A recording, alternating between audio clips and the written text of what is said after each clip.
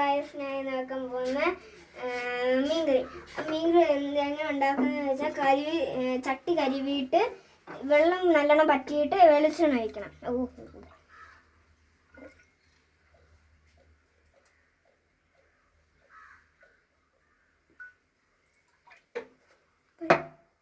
വെളിച്ചെണ്ണ ഒഴിക്കണം.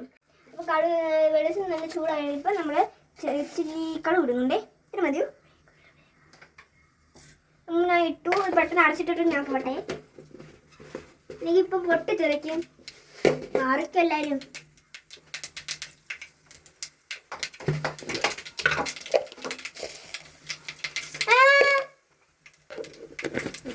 കടുക് നല്ലോണം ഇട്ടിട്ടുണ്ട്.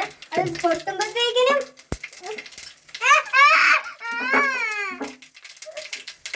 പൊട്ടിക്കരിയട്ടെ.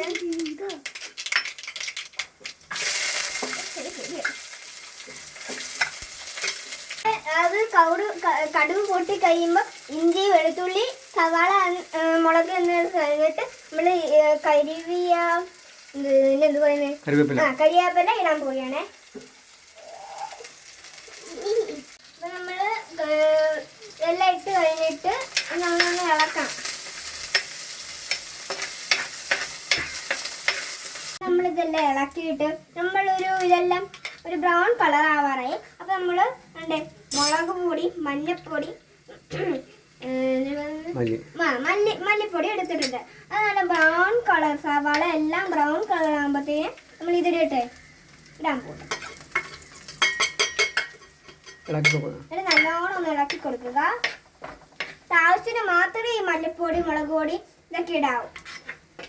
ഇച്ചിരി ഇതൊക്കെ നല്ലോണം ഇളക്കിയിട്ട് നല്ലോണം മൂത്ത് കഴിയുമ്പോൾ ഇച്ചിരി വെള്ളമൊക്കെ ഒഴിക്കണേ.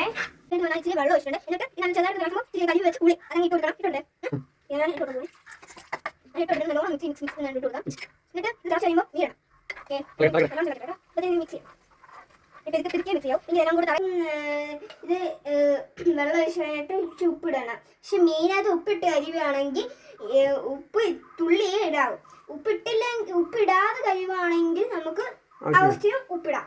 അപ്പം ഞങ്ങൾ ഉപ്പിട്ടാണ് മീൻ കഴുകിയത്. അപ്പം ഞാൻ ആവശ്യത്തിന് ഇച്ചിരിയും ഇത്രയും പോരെ ഇച്ചിരിയും ഉപ്പിട്ടുള്ളൂ. വേപ്പൂരിയും കായവും ഇച്ചിരി വേണമെങ്കിൽ ഇട്ട് കൊടുക്കാം. നിങ്ങൾക്ക് വേണമെങ്കിൽ ഇട്ടാൽ മതി. ഞങ്ങളിപ്പോൾ ഇടുന്നില്ല. അപ്പം ഞാൻ കഴുകിയ മീൻ ഇട്ട് കൊടുക്കുവാണേ.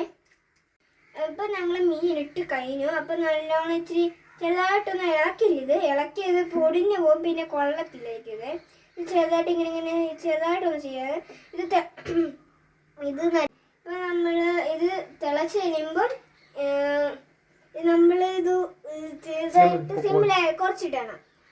ഓക്കെ ഇത് അടച്ചു വെക്കണേ. ഇത് അടച്ചു വെക്കാം. ഇത് അടച്ചു വെക്കാവേ. ഇത് തിളച്ച് കഴിയുമ്പോൾ നമുക്ക് ഇത് സിമ്മിലാക്കി വെക്കണേ.